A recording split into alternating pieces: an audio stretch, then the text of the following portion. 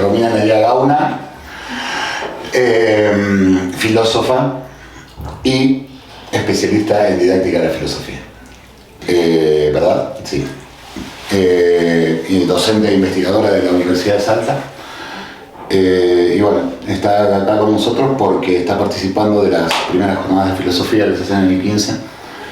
Y nada, lo que estamos haciendo es entrevistando a nuestros invitados y nuestras invitadas, preguntando básicamente, más allá de la cuestión curricular, cómo llegaste a... ¿Por qué filosofía? ¿Por qué filosofía? Y no otra cosa. Claro. Bueno, en principio porque, bueno, para mí la filosofía fue un despertar muy temprano en mi vida, sobre todo en la escuela secundaria, antes tal vez, pero bueno, yo encontraba respuestas en otras, no sé, en otras áreas, y hasta que llegó un momento en que estas respuestas a las preguntas que yo tenía no me satisfacían en lo absoluto. Y de pronto, bueno, cae a mis manos un libro que creo que fue un libro que es un libro bastante interesante para muchos jóvenes que llegan a sus manos, como es el Zaratustra de Nietzsche, nada más y nada menos. Recuerdo que abrí ese libro que estaba en mi casa, no sé por qué razón, porque en mi casa no había libros ni menos de filosofía, pero bueno, recuerdo que lo abrí y leo algo así, una frase algo así que decía como entre el hombre y el superhombre hay un puente infinito denominado hombre. Recuerdo que cerré el libro, lo guardé donde estaba, en un armario viejo, y esa frase, ese pensamiento de este filósofo quedó en mi cabeza un tiempo largo, muy largo, al punto que dije, pero yo tengo que volver a encontrar este libro y leerlo. Y recuerdo que lo busqué, encontré el libro. El mismo. Pero nunca encontré la oración esta que yo había leído, esto que fue prácticamente para mí una sentencia de vida. Y no la encontré, lo leía el libro, claro. Pero qué error el mío, lo que hacía era leer todo el Zaratustra, menos la parte del prólogo. Y entonces el prólogo lo descubrí mucho tiempo después. Cuando me enteré que Nietzsche era un filósofo y empecé a indagar sobre la filosofía, dije, bueno, esto es lo que yo quiero, porque más que darme respuestas a las preguntas que por ahí yo tenía, más bien era una suerte de... no sé, un disparador para nuevas preguntas y me gustó esa dinámica, me gustó la posibilidad, me maravillé con el pensar, con ese tipo de pensar, que no era el pensar del que uno está acostumbrado por ahí en la vida cotidiana. Y además lo notaba como algo profundamente humano, digamos, hoy lo veo como algo que en realidad las inquietudes que yo tenía no eran inquietudes de Romina, eran inquietudes que teníamos mis compañeros, todos teníamos inquietudes parecidas en ese momento. Y bueno, yo me fui por este camino. Entonces ahí empezó mi recorrido por la filosofía y yo nací en una ciudad chica de la provincia de Buenos Aires, que es Junín, no existía la carrera, y además todo el estigma que tenía alguien que pudiera dedicarse a la filosofía, claro, que iba desde el morirse de hambre hasta el que vive no sé, abstraído del universo, en fin. Nadie me apoya en ese momento y bueno, y ahí es donde decido, por eso yo siempre llamo los caminos de la filosofía cada vez que estoy en algún lado, porque, y digo, son inescrutables, un poco parafraseando esa idea, ¿no? De que los caminos del Señor son inescrutables, para mí los caminos de la filosofía lo son, porque bueno, ahí empezó mi recorrido, mi caminar filosófico con un bolso y un mapa de la ciudad de La Plata en ese momento, porque no había GPS, no había nada de eso. Y hasta que encontré la universidad, me inscribí, después empecé a cursar todo eso que conocemos todos, y bueno, y nos conocimos nosotros en ese momento, hicimos las nuestras, realmente crecimos mucho, creo que fue un crecimiento mutuo, y bueno, y así fue. Después por un congreso de filosofía que dije, bueno, me estaba por recibir, digo, bueno, me voy a empezar a desburrar en los congresos. Voy a un congreso nacional de filosofía que se hacía en Salta y me enamoré de Salta, de la universidad y de todo, y la pérdida de una gran amiga en común que teníamos con Fer, nos deja este plano, se va, Yashi, que donde esté, para mí sigue siendo mi fuente de inspiración en esto. Decido irme a Salta, menos de 6 meses de haber conocido Salta, y ahí empieza otra etapa de mi vida, con la filosofía. Me recibo en Salta y se inicia todo mi recorrido intelectual que sigo hasta el día de hoy, se inició ahí. Y desde ahí, para los caminos que se vayan abriendo y siempre trabajando desde lo que me encanta hacer, que tiene que ver con la filosofía y su enseñanza, siempre de la mano de eso. Recién al comienzo decías que cuando te pregunté por qué filosofía y no medicina, qué sé yo, o cualquier otra cosa, vos me dijiste que por ahí las respuestas no te satisfacían. Las respuestas que ibas encontrando a tus inquietudes y inquietudes que tenemos todos. ¿Y ahora te satisfacen? No. No, quizás de manera provisoria uno podría decir, bueno, hoy habito esta respuesta y esto es lo que por el momento me siento medianamente satisfecha.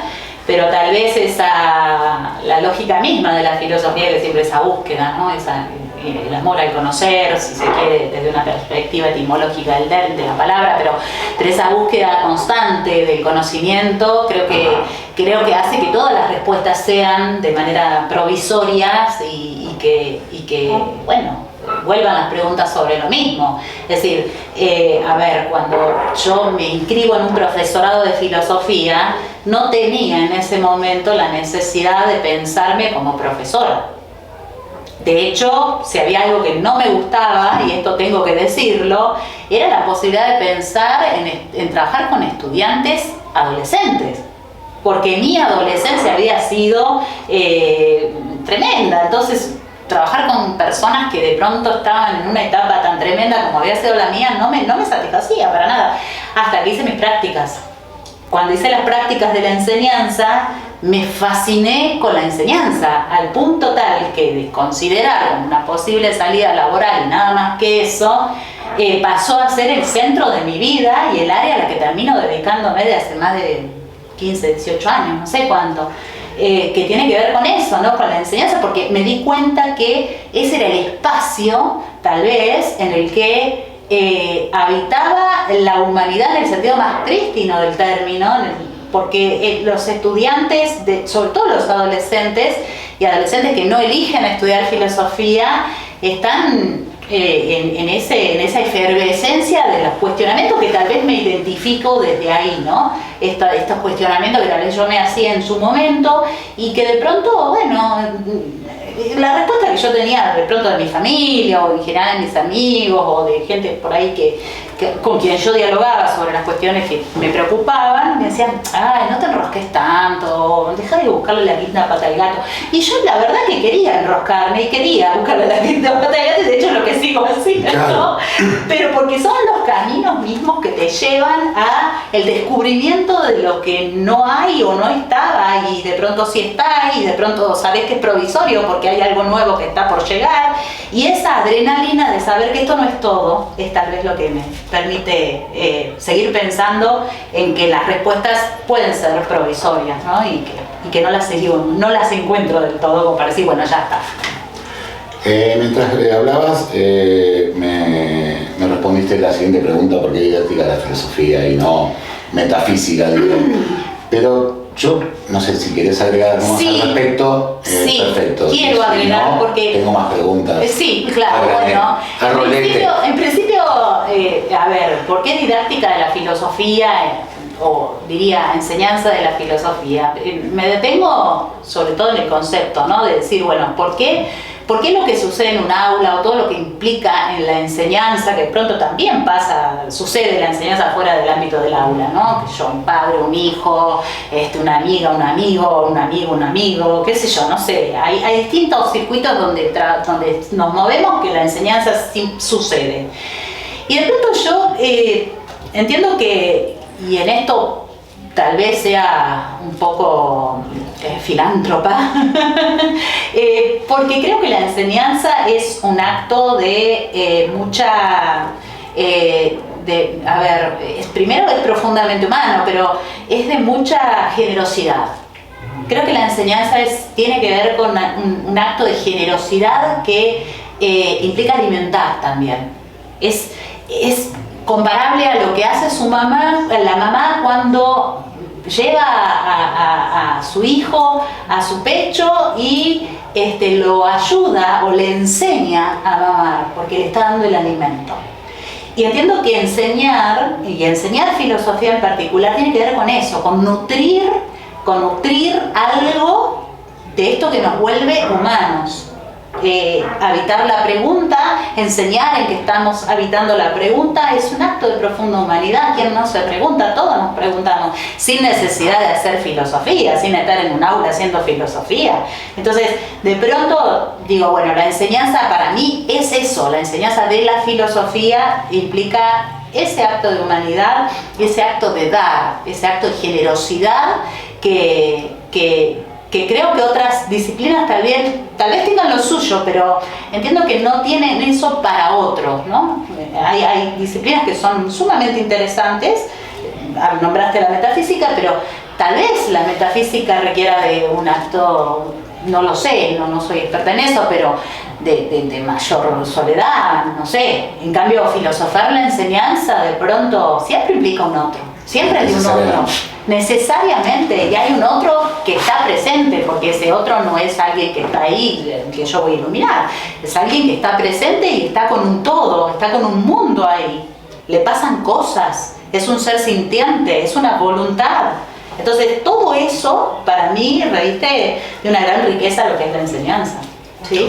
Y de la filosofía, pues, pero bueno, ni hablar, porque además entiendo también que la enseñanza es un acto de profunda responsabilidad, una responsabilidad muy grande, que creo que no sé si todos tenemos conciencia de eso, porque tal vez si la tuviéramos, no todo el mundo elegiría la docencia, ¿no? Sí, habría varios que se quedarían al margen, pero creo que es una profunda responsabilidad porque trabajamos, la enseñanza tiene que ver con seres humanos y con el intercambio y la generación de subjetividades que se van dando en el transcurso mismo de eso que implica la enseñanza escolarizada o la enseñanza de la que se trata. Sí, ayer cuando estabas hablando acá en la jornada, en las jornadas, yo me reía porque yo también suelo decirlo, aquel que se dedica a la docencia, si no tiene algo que dar y va por la obra social y por el sueldo, no sé si estará, según en donde esté trabajando, estará mejor o peor, pero la va a pasar mal, porque el mismo sistema se encarga de que si uno no está amando lo que hace. Decime, más allá de Nietzsche, 3 autores te hayan partido la cabeza. No libros, porque no nos vamos nunca más. No. El primero que a mí me significó un cimbronazo importante, del que después, digamos, no reniego de mi pasado con ese filósofo, pero que su pensamiento me generó mucha disrupción, fue Wittgenstein. Él me generó mucho que pensar, sobre todo porque primero uno se acostumbra a leer autores que son muy fértiles en su producción, y Wittgenstein había escrito 2 libros, con lo cual uno se publica póstumamente. Claro, el Tractatus y las investigaciones filosóficas. Sí. Nada más que 2 libros. Eso para mí me llamó profundamente la atención, pero no solo eso, sino que además, y esto fue creo que la parte más importante, o lo que me resultó más interesante, es esto de que estos dos libros que él escribe marcan una profunda ruptura entre el pensamiento de este filósofo en una primera etapa y el pensamiento del filósofo en una segunda etapa, al punto que se habla de 2 Wittgenstein: el primero, el de Tractatus Lógico-Filosóficos, y el segundo, el de las investigaciones filosóficas. O sea, un planteo sobre el lenguaje, siempre dentro de la del lenguaje, pero el primero hablando de un lenguaje lógicamente perfecto y el rol de la filosofía como auxiliar de la ciencia, y el segundo hablando de los juegos del lenguaje, un lenguaje más pensado desde la pragmática del lenguaje ordinario, sobre el uso del lenguaje. Entonces, indagar ahí, ¿no? Sobre qué pasó en el medio, porque además él tiene un silencio de 20 años que no escribe nada. Entonces, ese autor para mí, a mí me marcó muchísimo y sobre todo algunas cosas de él, de esto de que no escribía si no tenía nada que decir. Bueno, yo adhiero a esa idea, ¿no? Hay gente que escribe paper porque escribe paper y escribe 350.000 cosas. Yo no escribo mucho. La realidad es que escribo muy pocas cosas y desde la convicción. Cuando lo hago desde la convicción. Ese autor para mí fue en mi vida, fue maravilloso que me suceda. Y además recuerdo que quiero que así suceda, quiero recrear esa imagen después de haberlo leído. Recuerdos que mienten un poco. ¿Qué? Recuerdos que mienten un poco. ¿Por qué? No sé. Es una canción. Bueno. Una canción. No, yo recuerdo, no sé, hay un momento en que, bueno, leí su biografía, estaba como loca leyendo a Wittgenstein, y recuerdo que tiene una vida de mucho tormento, ¿no? Mucho tormento en lo personal, en lo intelectual, etc. Pero cuando termina de escribir el segundo libro de las investigaciones filosóficas, ya en su lecho de muerte, a punto de morir y una enfermedad tremenda, recuerdo que él llama a uno de sus discípulos, que es uno de los más conocidos, y lo único que él pide que se comunique a los que lo querían era que él simplemente diga que Wittgenstein había tenido una vida maravillosa. Y eso para mí es muy significativo. Porque cuando uno hace un recorrido biográfico o cuando uno está viviendo su vida y le suceden cosas, ¿sí? Que de las que uno no se siente del todo bien o la pasa mal o lo que fuere, y después cuando hay un momento de su vida que mira hacia atrás y dice nada de todo esto hubiera sido posible, en donde estoy, qué estoy haciendo y todo lo demás, si todo eso no hubiera sucedido. Entonces siempre digo, me encantaría que se recree esa frase, ¿no? Digo, el día que mi existencia en este plano deje de ser, eso, haber tenido una vida maravillosa, porque eso es para mí la filosofía también, ¿no? La posibilidad de vivir esta vida. Y hasta acá, ¿tu vida es maravillosa? Absolutamente. Perfecto. Absolutamente maravillosa, y volvería a tomar las decisiones que he tomado. Tal vez, quizás las pensaría más algunas, pero bueno, no, está bien. Esto que uno es hoy, bueno, es producto de la historia, ¿no? De lo que uno es, sí, y de la narrativa de lo que uno hace, porque en última instancia, si uno solo se quiere quejar y verse como una pobre víctima de todo lo que hay, y bueno, para eso tenemos un rato, pero no es mi intención. Sí, había telenovelas en la época. Pero no es algo que me interese para nada, al contrario, a veces peco de optimista, pero bueno, sí, creo que de eso se trata también. Pecado de juventud. ¿No? Pecado de juventud y también de vejez. Claro. Me dijiste 3, yo te nombré uno, que es el que más me... Nombraste uno. Sí. En el cual no vamos a ahondar porque no tendríamos fin. Bueno. Con Nietzsche, ¿no? Sí. Wittgenstein. Sin embargo, Nietzsche no lo leí tanto, no lo estudié tanto, ¿no? Después no fui nietzscheana, o sea, sí fui wittgensteiniana, pero sí, no nietzscheana. Me recuerdo tu periodo. Recordás mi periodo de Wittgenstein. Una cosa tremenda. Bueno, no he sido nietzscheana nunca. Sí, digamos, tengo una cierta fascinación con los filósofos franceses, eso sí, tengo una fascinación con los filósofos franceses en general.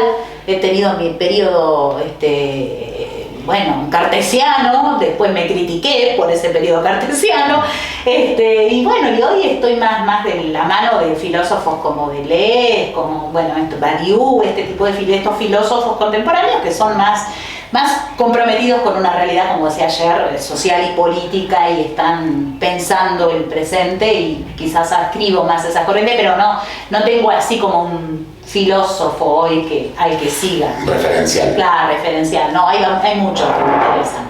Sí. Y eso tiene que ver con la fragmentación de la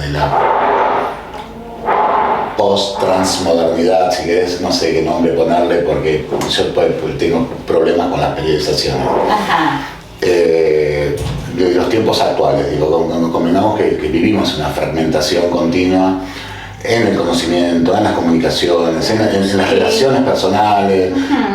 Y yo digo esto hay un librito de un señor que no me acuerdo, Escalino creo que se llama, dice Filosofía Contemporánea, Pensar sin certezas, es el título, creo que es ese.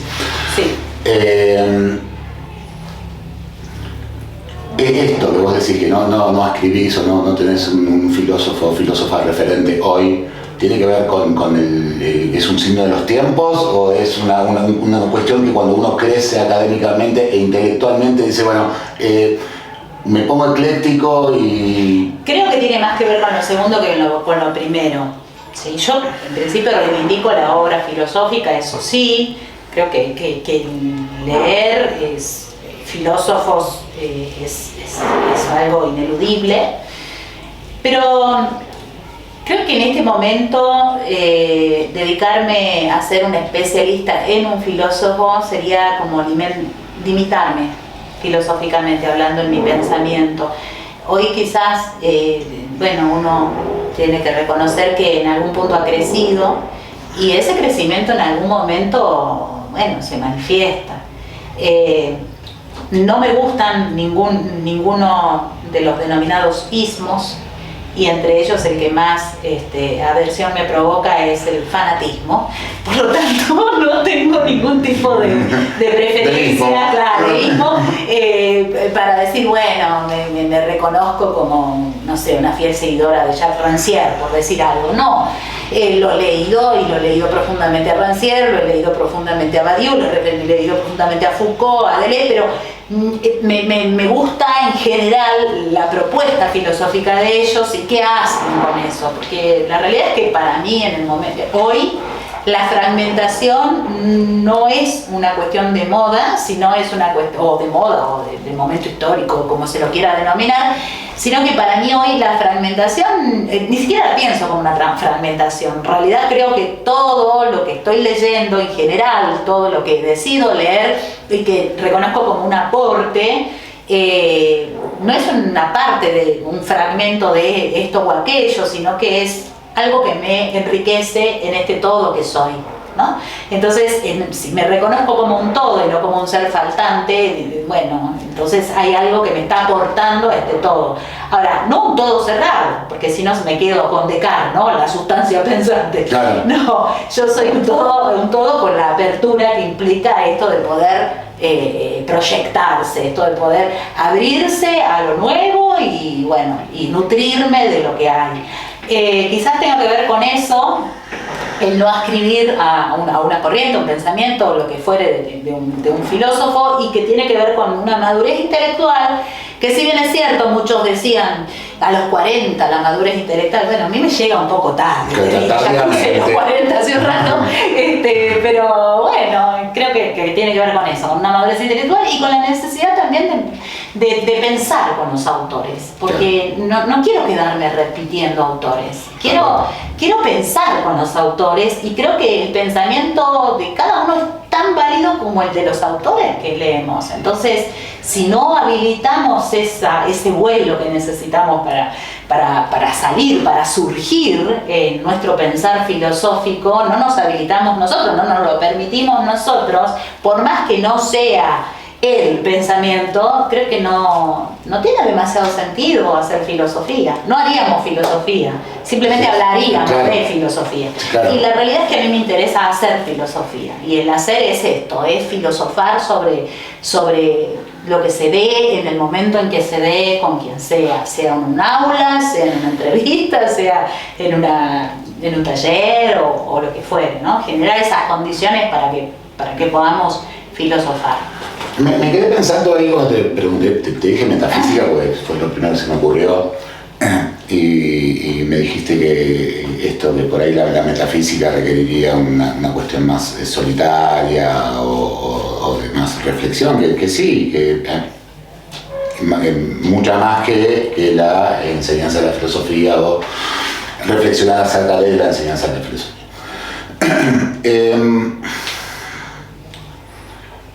A mí me parece que más allá si es una rama de la filosofía que sea más introspectiva, menos introspectiva, más solitaria, menos solitaria, me parece que siempre terminamos necesariamente, en el sentido duro del término, en el sentido aristotélico de necesidad, de decir que la filosofía no puede ser sin el otro. Sí. Digo, porque yo me puedo encerrar y estar 4 años en la caverna escribiendo o estudiando o reflexionando, pero en algún momento hay que compartir eso porque nos explota el moño, ¿no? Sí. ¿Sí? Es que sí. Va por ahí. Es que sí, es que yo entiendo que, a ver, independientemente de la historia, ¿no? La filosofía nace como eso, ¿no? Como un encuentro con un otro. Pero no con un otro que está por debajo, que está por encima, no. Es un otro no en tanto alter, sino un otro como yo. Y entonces en esa posibilidad de diálogo o en ese encuentro dialógico es donde la filosofía tiene lugar. Entonces eso me parece que es interesante para tener en cuenta, sobre todo porque, a ver, hay muchas imágenes de los que hacemos filosofía. Y una de esas imágenes es la del filósofo parado en la tarima, que habla y profiere una serie de términos tan difíciles como ticatatinón. Términos por el estilo, claro. Y digo, qué sé yo, no sé, hora, et labora, no sé. Digo, que está muy bien, digamos, está perfecto poder trabajar con términos o alocuciones en latín, en griego, porque no podemos negar eso. Pero sí lo que creo es que potenciar esa imagen del filósofo que está por encima de todos los demás es aislar a la filosofía y es una posición a la que no escribo, no me parece. Yo creo que la actitud nuestra es importante que sea ante todo la humildad. La humildad de saberse que podemos no estar en lo cierto. Y claro. Asumir que tal vez nos equivoquemos y sí, y errar es humano, vaya que no. Claro. Y miremos un poco la historia, ¿no? Sí, entonces cuando el filósofo se pone allá arriba y la filosofía en un pedestal se erige como la madre de toda la ciencia, es una carga ontológica importante. Entonces cuando uno la baja de ahí, se piensa que hacer filosofía, muchos creen, ¿no? Que hacer filosofía cuando uno la baja del pedestal es la charla de café y estás tonteando. La realidad es que no estás tonteando, estás planteando desde un lugar genuino la pregunta, estás planteando desde un lugar genuino el intercambio, el diálogo, es en el sentido más propio del término, ¿no? Dos logos que se encuentran y necesitamos de eso, necesitamos del diálogo, pero también necesitamos enseñar el diálogo filosófico, porque eso también, a veces se piensa que, bueno, todos dialogamos. No, la gente conversa. Claro. No siempre dialoga. Entonces, claro, la gente habla. Y no dice. Claro, o dice, o a ver, yo voy a citar a una persona que quiero mucho y que más de una vez nos hemos reído de eso, que dice algo así como muchas palabras, pocas ideas, ¿no? Y bueno, de eso estamos llenos. Claro. Hay gente que dice muchas cosas, pero las ideas que habitan esas cosas que dice, capaz que es una, y capaz o que ninguna. Aunque ninguna, claro, no dice nada. Vos decís, ¿y cómo hago con esto? ¿Cómo dialogo con esto? Entonces introduzco una pregunta que va hacia el hueso, por decirlo de alguna manera. Todas esas palabras caen porque la idea no persiste, porque no hay idea. Entonces, bueno. Claramente. Romy, para ir terminando, bueno, espero que te hayas sentido bien en Orilla, participando, yo te agradezco enormemente tu participación, y como nos formamos en la misma universidad, compartimos algunos principios que, por ejemplo, no prestamos libros ni damos consejos, ¿no? Pero por ahí sí. No me vas a pedir un tips, te pido por favor. No, tampoco damos. No me pidas opinión porque no hago opinología. No, pero por ahí sí unas palabras para aquellas personas que. Me pedís un consejo. No, pero sí algunas palabras para aquellos y aquellas que están transitando su formación como docentes. ¿Qué les podremos decir? Yo, Sin dar consejos. No, está bien. Yo un poco lo dije ayer, ¿no? En principio yo siempre, es una pregunta que me hago de manera cotidiana y una pregunta que hago a mis estudiantes en la universidad cuando yo estoy en la última materia, en las prácticas de la enseñanza. Así que bueno, llegan a la materia y yo la primera pregunta que hago, y que creo que es la pregunta extensiva a cualquier persona que se esté preparando para ser docente, independientemente de que sea o no profesor de filosofía, ¿no? Es ¿por qué quiero ser profesor? La primera pregunta fundamental creo que es esa, ¿por qué quiero ser profesor? Y mientras tenga una respuesta favorable para mí y que incluya a los otros, eso tiene sentido. Ahora, el día que esa respuesta solamente sea por la obra social y el sueldo, bueno, hay que dejar la docencia. Porque se hace mucho daño. Ese es el momento. Ese es el momento de decir, bueno, hasta acá. Jubilo, cambio de laburo, no lo sé.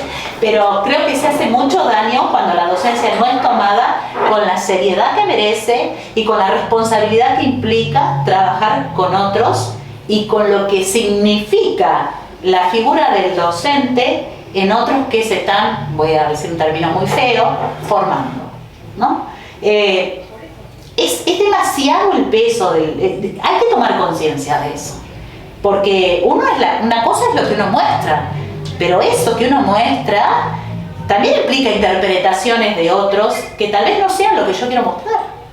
Entonces, hay que tener mucho cuidado con eso y sobre todo no vulnerar sus subjetividades, más bien potenciarlas, independientemente de que esa subjetividad capaz no la comparto en absoluto, pero si eso es, hacelo. O sea, esto que hablábamos hoy, ¿no? No importa lo que hagas, claro. Sé el mejor, ¿sí? Y si todos van por acá, vos vas por acá, porque el nivel te lo das vos. Romy, gracias. No, gracias vos, por visitarnos. Te quiero mucho. Yo también.